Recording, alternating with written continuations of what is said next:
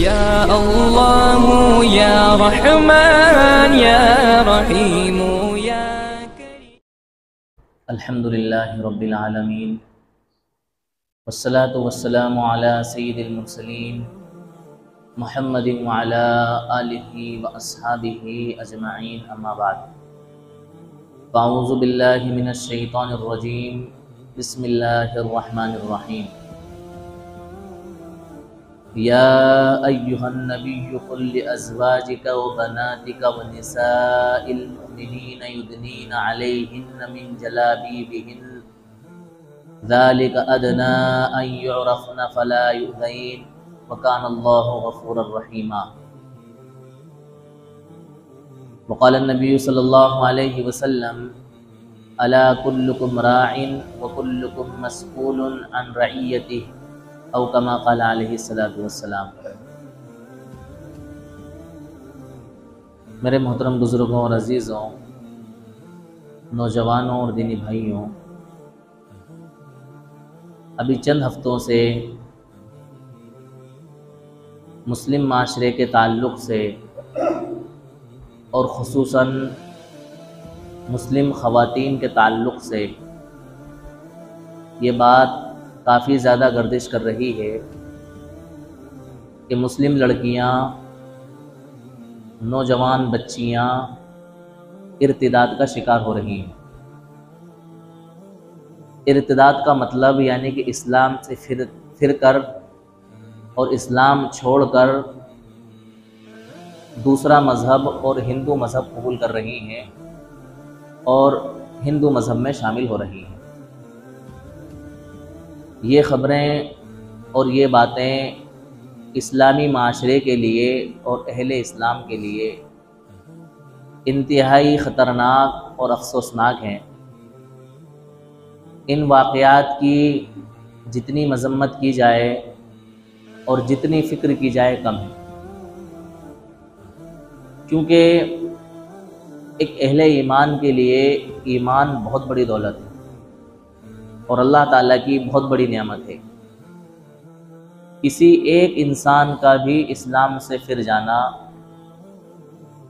और इस्लाम से निकल जाना ये बड़े खसारे की और नुकसान की बात है।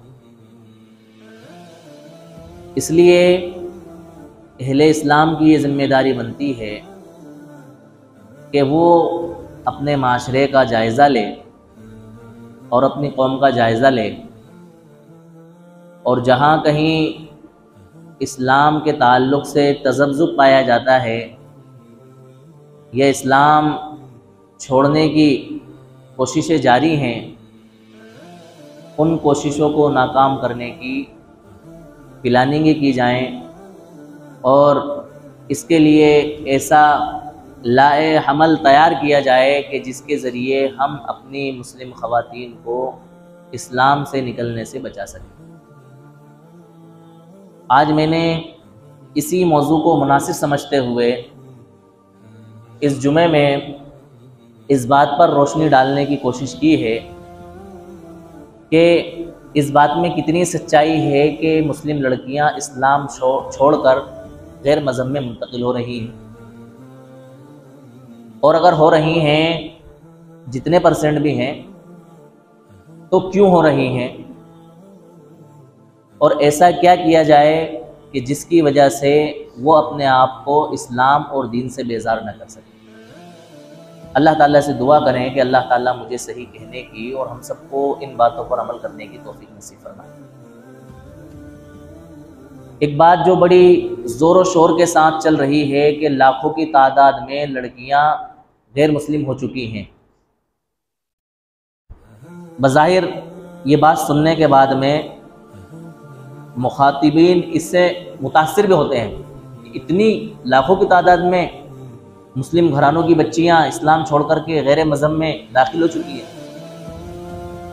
लेकिन अगर इसको हकीकत की नज़रों से देखा जाए तो इस बात में इतनी सच्चाई नहीं है, क्योंकि हम लोग भी ज़मीन पर रहते हैं, हम भी मुस्लिम माशरे में रहते हैं।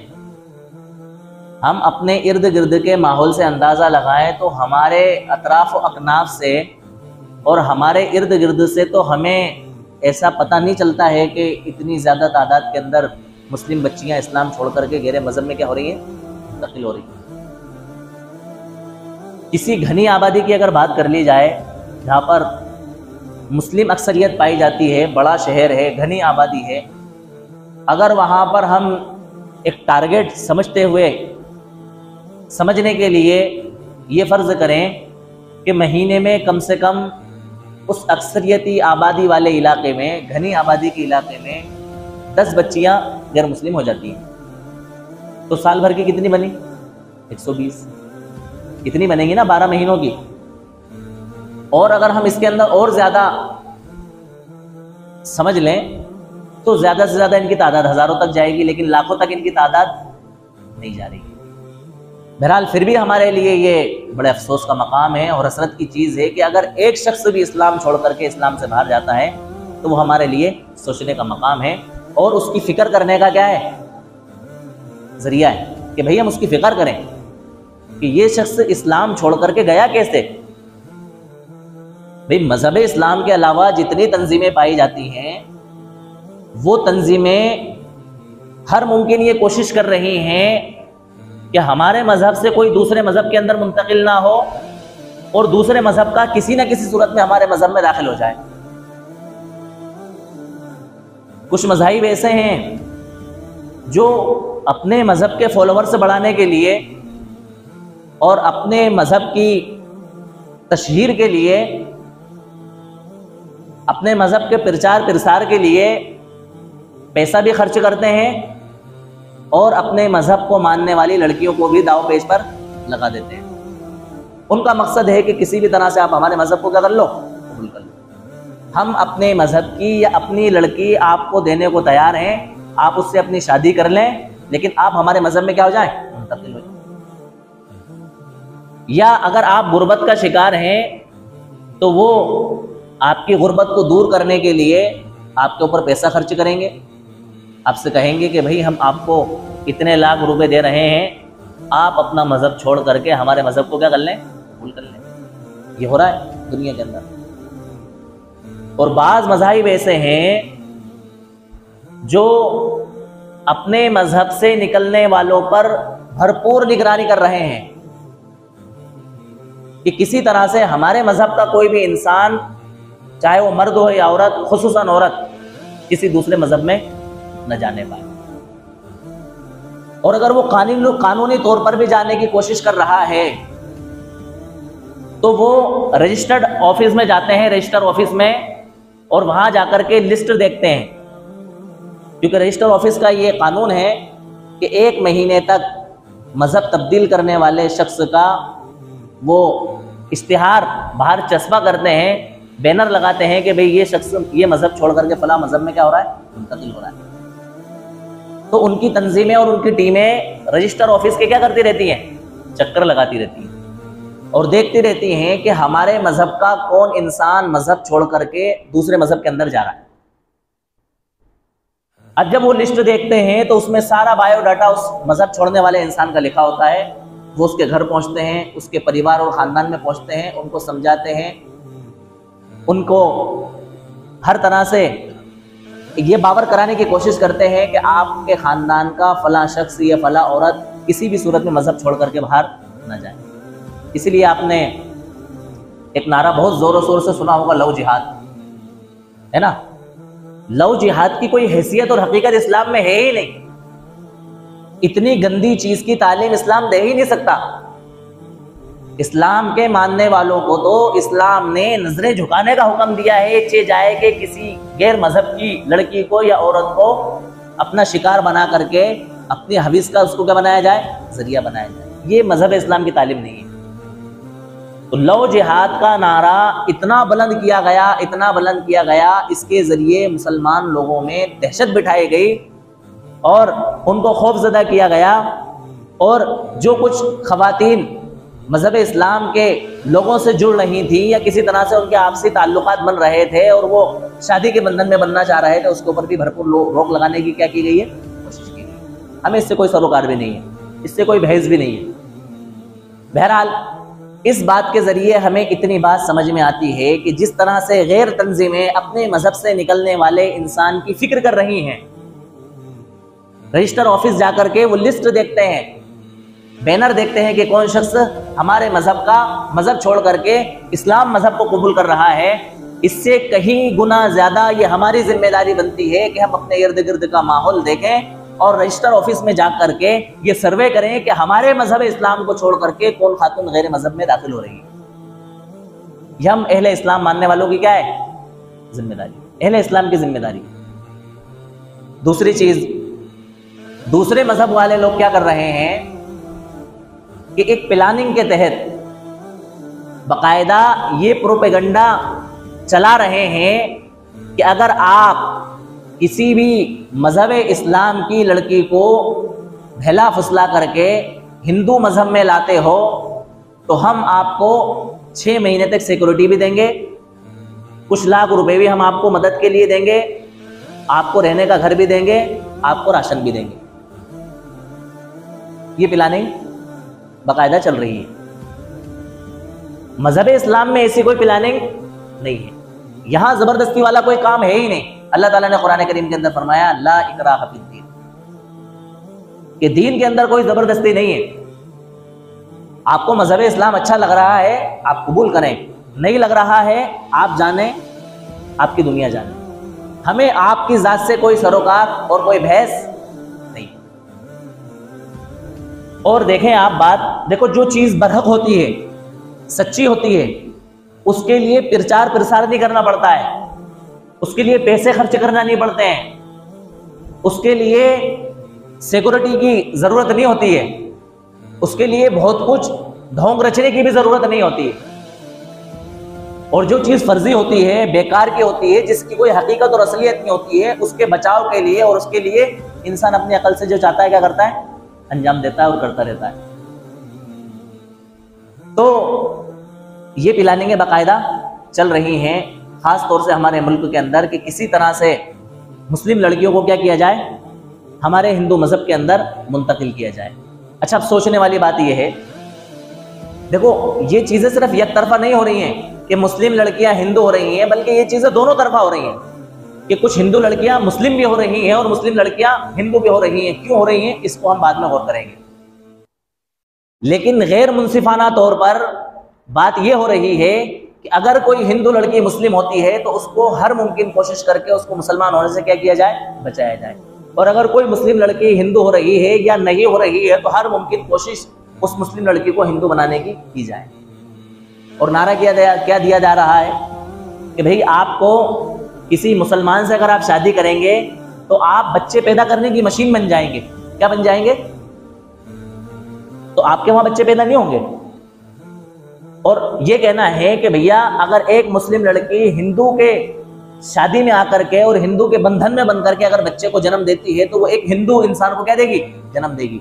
तो जब वो एक हिंदू इंसान को जन्म देगी उस वक्त वो बच्चा पैदा करने की मशीन नहीं बनेगी। सिर्फ मुसलमान के वहां बच्चा पैदा करेगी तो बच्चे पैदा करने की मशीन, और हिंदू के वहां जाकर के बच्चा पैदा करेगी तो बच्चा पैदा करने की मशीन नहीं बनेगी। सोचने की बात, गौर करने की बात है कि देखो किस तरह से इंसान का जहन खराब किया जा रहा है, उसको बरगलाया जा रहा है।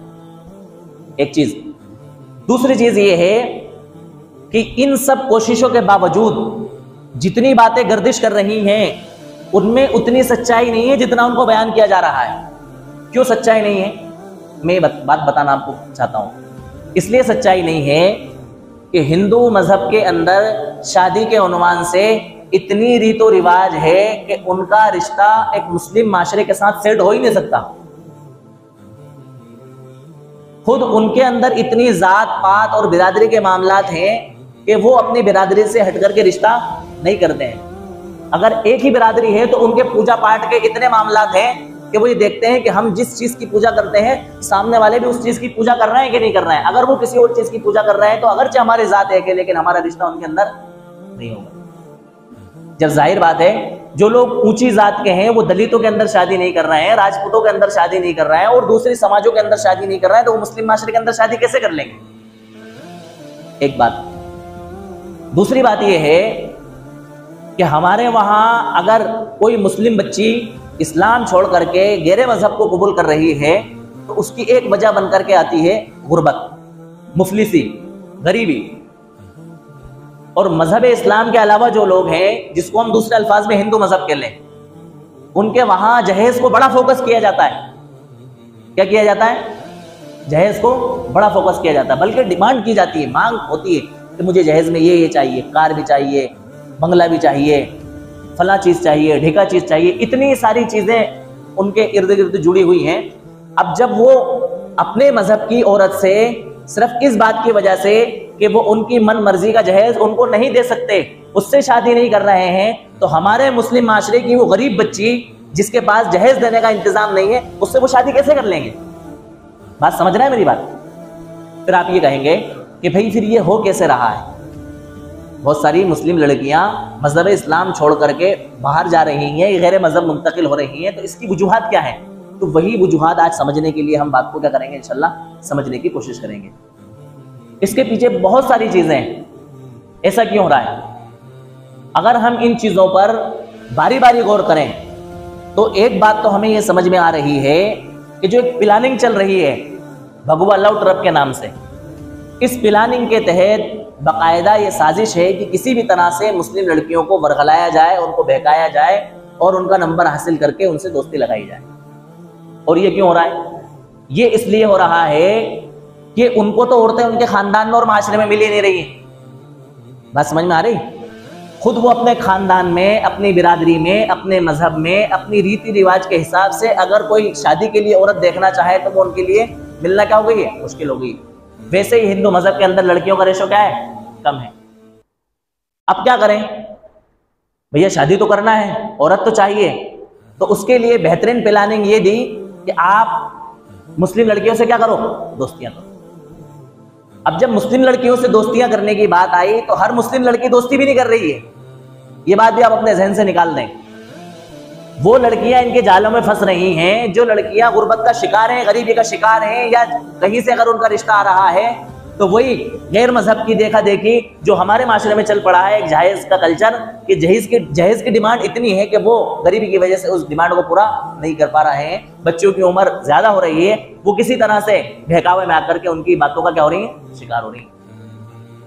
अब अगर किसी तरह से वो लड़कियां गैर मजहब वालों की दोस्त बन गई और उनके भगवा लव ट्रैप का अगर शिकार हो गई हैं, तो ऐसा नहीं है कि उनकी जिंदगी अमर हो रही है और वो खुशहाल हैं और लंबी जिंदगियां चल रही हैं। अल्लाह की कसम, सरासर वो अपनी दुनिया भी जाया कर रही हैं और अपना दीन भी जाया कर रही है और अपनी आखिरत भी बर्बाद कर रही है। पूछे कैसे?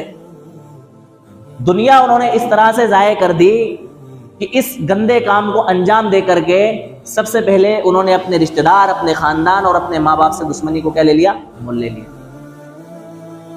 दूसरी चीज, एक सबसे बड़ी नेमत और सबसे बड़ी दौलत एक मुसलमान के लिए जो ईमान की दौलत है, उस ईमान की दौलत से उन्होंने अपने आप को क्या कर लिया? बेजार कर लिया। इसके जरिए उन्होंने अपनी आखिरत को बर्बाद कर लिया और अपनी आखिरत को तबाह कर लिया।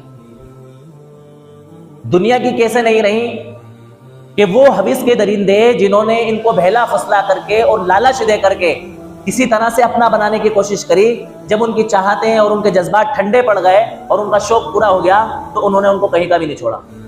खबरें सुनने को मिलती हैं कि फला लड़की को कत्ल कर दिया, फला लड़की को पानी में डुबो दिया, फला लड़की को ट्रेन से फेंक दिया, फला लड़की के साथ ये कर दिया, वो कर दिया। ये उन्हीं लड़कियों के साथ हो रहा है जो किसी तरह से धोखे में आकर के उनका क्या हो गई है? शिकार हो गई। तो हमें एक मुसलमान होने की हैसियत से उन सारे पॉइंट्स पर गौर करने की जरूरत है कि आखिर हमारे माशरे की वो गिनी चुनी लड़कियां जिनको लाखों की तादाद के अंदर बताया जा रहा है, जो कि सच पर मबनी नहीं है और हकीकत पर मबनी नहीं है, वो चंद लड़कियां जो हमारे माशरे से बेजार होकर के और दीन और इस्लाम से बेजार होकर के गैर मजहब के अंदर मुंतकिल हो रही हैं, तो वो किस वजह से हो रही हैं और किन बुनियादों पर हो रही हैं, हम उन बुनियादों पर गौर करके उसके रोकथाम की क्या करें? कोशिश करें। तो सबसे पहली वजह हमारी बच्चियों के बद्दीन होने की और लड़कियों के बद्दीन होने की, वो है हमारी दीनदारी से बेजारी। बुनियादी तौर पर दीनी तालीम का ना होना, ना हमारे मर्दों में दीनी तालीम है और ना ही हमारी खवातीन में दीनी तालीम। और जो कुछ दीनी तालीम हम बचपन में हासिल करते हैं, उस दीनी तालीम का जो खातिर खा हमें फायदा होना चाहिए, वो फायदा नहीं हो पा रहा है। इसके लिए हमें बुनियादी तौर पर अपने मकातिब को मजबूत करने की ज़रूरत है। हमें खुसूसन अपनी बच्चियों के लिए तालीम निस्वा के उन्वान से, तरबियत निस्वा के उन्वान से हमें मकातिब और मराकिज़ कायम करने की ज़रूरत है, जिसके अंदर उनके बुनियादी अकायद को मजबूत किया जाए, उनके इस्लाम की बुनियादी बातों को उनको बताया जाए, शरीयत बताई जाए, रिसालत बताई जाए, इबादत बताई जाए, और जो कुछ बेसिक बुनियादी चीज़ें हैं इस्लाम के ताल्लुक से वो सारी चीज़ें उनको सिखाई जाए। सबसे पहले हमारी दीनी तालीम बुनियादी तौर पर क्या होना चाहिए? मजबूत होना चाहिए। जिस तरह से हम दुनियावी तालीम की फिक्र करते हैं, इससे कहीं गुना ज्यादा हमें उनकी दीनी तालीम की फिक्र करना पड़ेगी। काय की फिक्र करना पड़ेगी? दीनी तालीम। जिस तरह से हम बच्चों की तरबियत की फिक्र करते हैं, इससे कहीं ज्यादा हमें बच्चियों की तरबियत की फिक्र करना पड़ेगी। देखो, एक बच्ची की तरबियत सारे खानदान और सारे माशरे की सलाह और फलाह के लिए काफी हो सकती है। अगर हमने एक बच्ची को सही तौर पर दीनी तालीम दे दी, वो बेहतरीन बहन का किरदार अदा करेगी, अच्छी बीवी का किरदार अदा करेगी, अच्छी माँ का किरदार अदा करेगी, अच्छी सास का किरदार अदा करेगी, अच्छी बहू का किरदार अदा करेगी। आपने अपनी बेटी को बुनियादी तौर पर दीनी तालीम अच्छी तरीके से हासिल करा दी, कसम खुदा की वो आपकी नाफरमानी नहीं करेगी, वो बददीनी का शिकार नहीं होगी, वो बेपर्दगी का शिकार नहीं होगी। बल्कि जब तक आप उसका निकाह और शादी नहीं करेंगे, उस वक्त तक वो आपकी इज्जत और नामूस की हिफाजत करेगी और आपकी इज्जत की लाज रखते हुए अपनी इज्जत और इस्मत की क्या करेगी? हिफाजत करेगी। जब आप उसकी शादी कर देंगे तो अपने बनने वाले शौहर की इताअत और उसकी खिदमत करेगी, और अपने पैदा होने वाले बच्चों के लिए मौल्लिम की हैसियत से उनकी बेहतरीन तरबियत करेगी।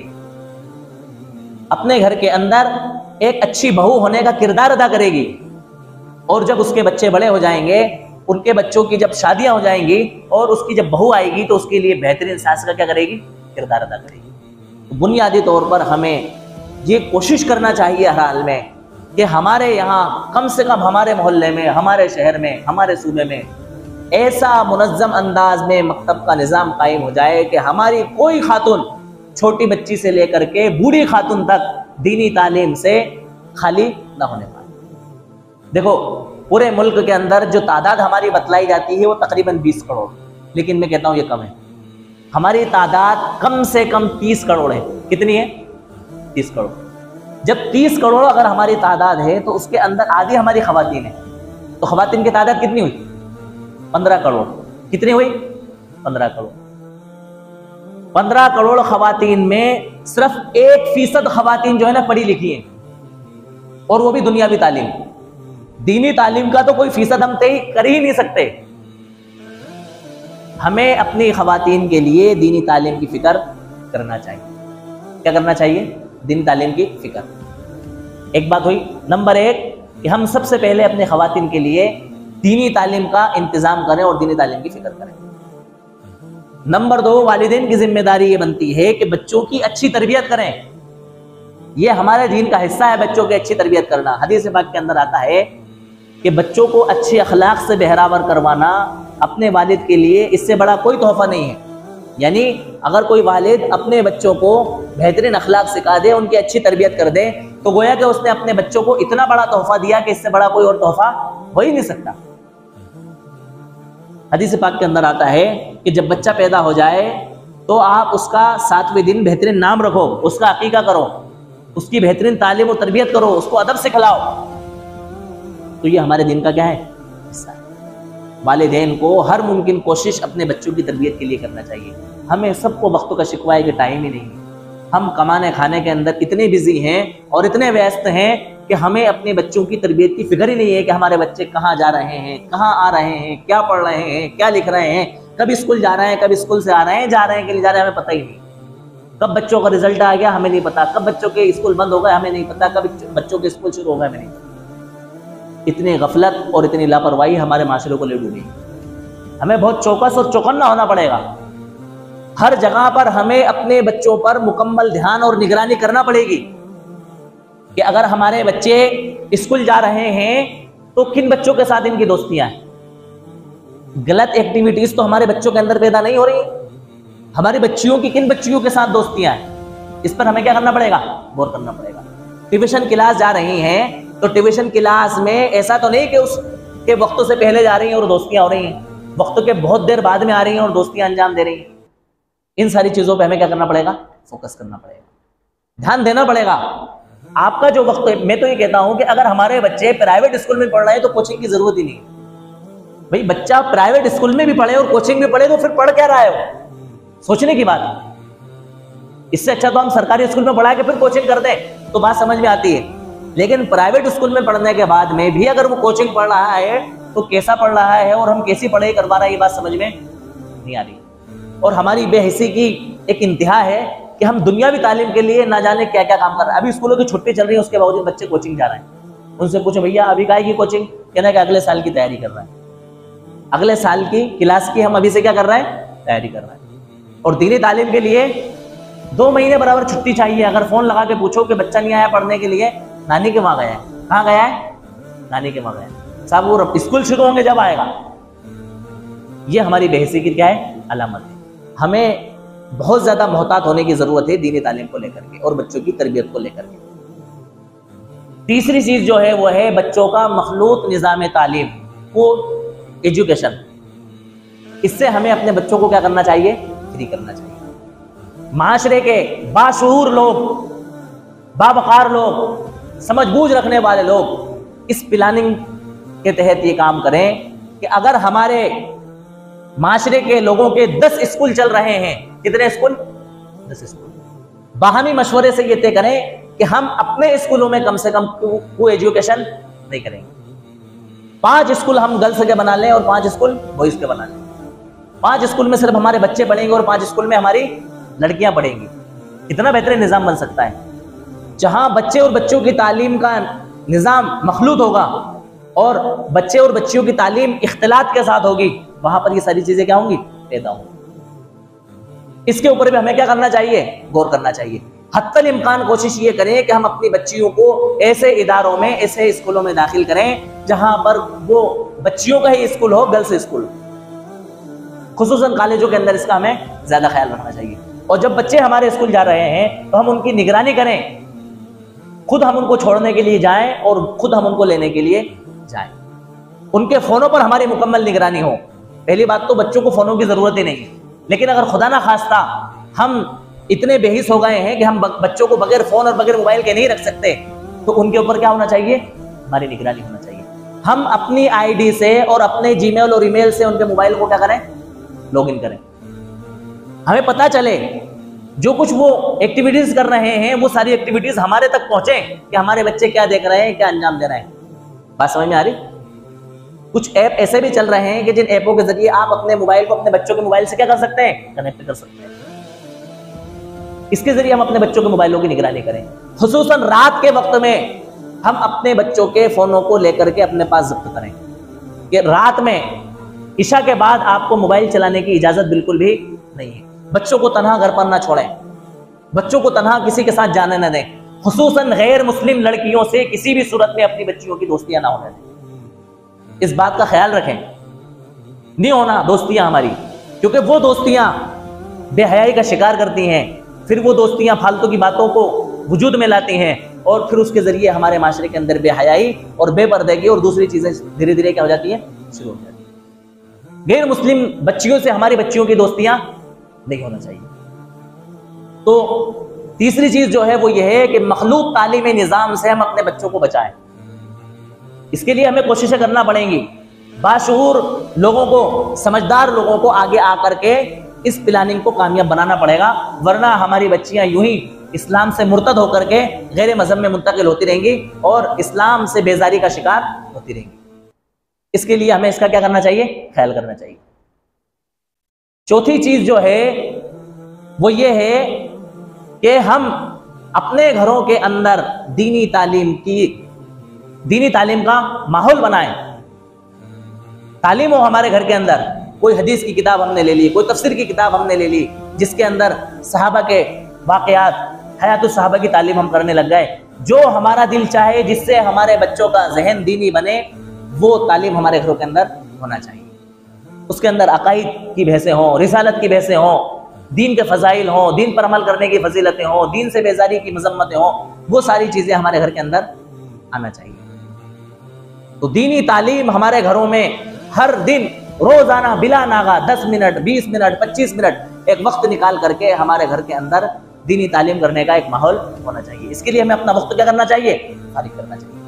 इन चीज़ों पर अगर हम गौर करेंगे तो अपने माशरे को मुर्तद होने से और अपने इस्लामी माशरे की ख़वातीन को इस्लाम से बेजार होने से क्या कर सकेंगे? बचा सकेंगे। ये वो चंद बातें जो मैंने आपके सामने की हैं, बातें तो बहुत सारी हैं, उन बातों को अगर 2-3 हफ्ते तक मुसलसल किया जाए तो कम है, लेकिन इन बुनियादी और मोटी मोटी बातों पर अगर हम अमल कर लेंगे और गौर कर लेंगे तो उम्मीद है कि हमारा माशरा इस्लाम बेजारी से बाज आ जाएगा और हमारे माशरे की ख़वातीन जो कि इक्का दुक्का हज़ारों की तादाद में ज़्यादा से ज़्यादा समझ लो इस्लाम छोड़ करके गैर मज़हब के अंदर जा रही हैं या गैर मज़हब वालों का शिकार हो रही हैं, उससे क्या हो जाएंगी? बच जाएंगी। तो इसके लिए हमें इन बातों पर क्या करना पड़ेगा? गौर व फिक्र करना पड़ेगा। इसके लिए अपने माशरे को हमें बेजार करना, इसके लिए हमारे माशरे को हमें जो है ना होशियार होना पड़ेगा, समझदारी के साथ, समझबूझ के साथ हर मुमकिन कोशिश हमें ये करना पड़ेगी कि जिससे हमारे बच्चे इस्लाम मुर्तद होने से क्या कर लें? अपने आप को बचा लें। इस्लाम से जो बेहिसी पैदा हो रही है हमारे अंदर, गफलत जो पैदा हो रही है, उस गफलत से अपने आप को क्या कर लें? बचा लें। अल्लाह ताला से दुआ करें कि अल्लाह ताला हम सबको इन बातों पर अमल करने की तौफीक अता फरमाए। वाखिर दावाना अल्हम्दुलिल्लाहि रब्बिल आलमीन।